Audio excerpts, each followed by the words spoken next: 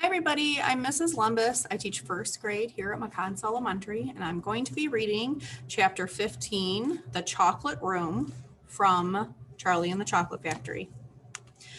Chapter 15, The Chocolate Room.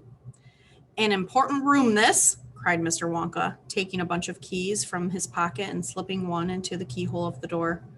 This is the nerve center of the whole factory, the heart of the whole business, and so beautiful.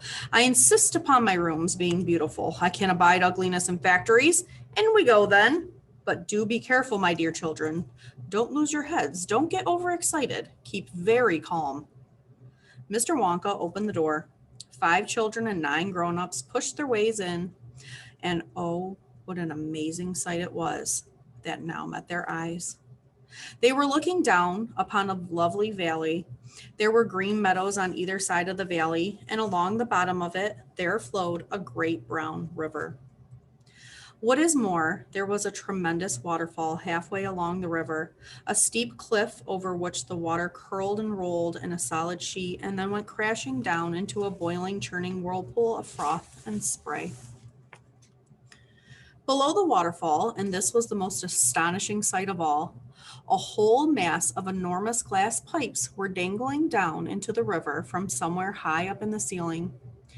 They really were enormous, those pipes.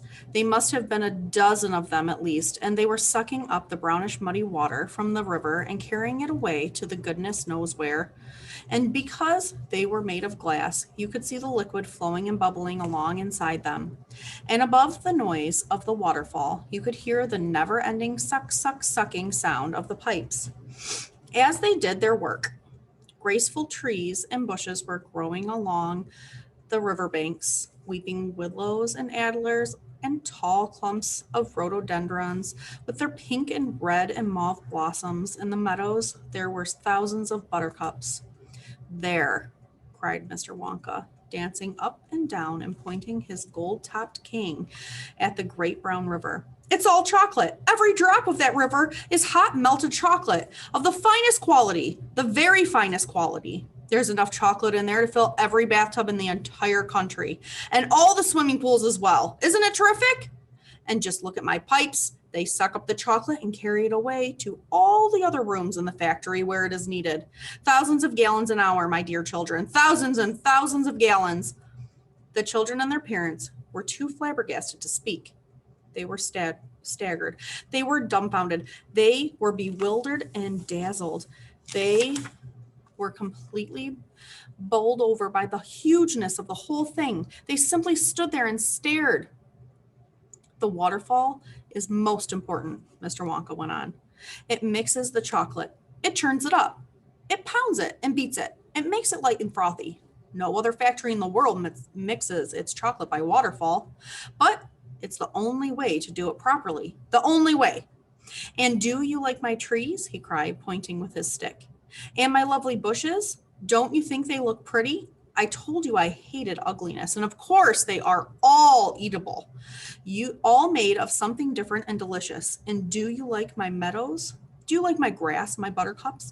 The grass you are standing on, my dear little ones, is made of a new kind of minty sugar that I've just invented. I call it swudge. Try a blade. Please do. It's delectable.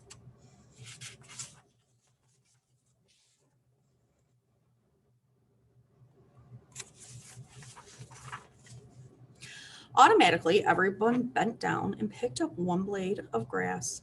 Everybody, that is, except Augustus Gloop, who took a big handful. And Violet Beauregard, before tasting her blade of grass, took the piece of world record-breaking chewing gum out of her mouth and stuck it carefully behind her ear. Isn't it wonderful? Whispered Charlie. Hasn't it got a wonderful taste, Grandpa? I could eat a whole field, said Grandpa Joe, grinning with delight. I could go around on all fours like a cow and eat every blade of grass on the field. Try a buttercup, cried Mr. Wonka. They're even nicer. Suddenly, the air was filled with screams of excitement. The screams came from Veruca Salt. She was pointing frantically to the other side of the river. Look over there, she screamed. What is it? He's moving. He's walking. It's a little person. It's a little man down there below the waterfall. Everybody stopped picking buttercups and stared across the river. "She's right, Grandpa," cried Charlie. It is a little man. Can you see him?" "I see him, Charlie," said Grandpa Joe excitedly. And now everybody started shouting at once. "There's two of them! My gosh, so there is! There's more than two! There's 1, 2, 3, 4, 5! What are they doing? Where do they come from?"